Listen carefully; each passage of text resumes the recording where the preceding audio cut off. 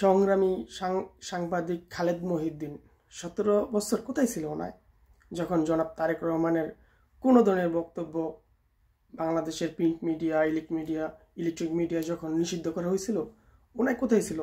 এখন উনি ওনার সাবেক প্রধানমন্ত্রী শেখ হাসিনার বক্তব্য সম্প্রচার করতে চায়।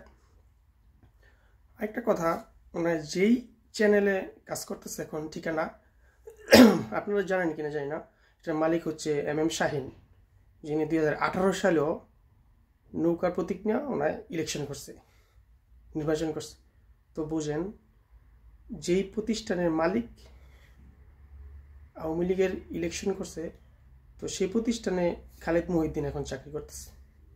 তো আর কিছু বোঝার বাকি আছে যে এই লোকটা কতটুকু দ্রুত, সে এখন কথিত সংগ্রামী সাংবাদিক, সে কিন্তু ইনসাল্টও করতেছে এখন আমাদের বিপ্লবকে।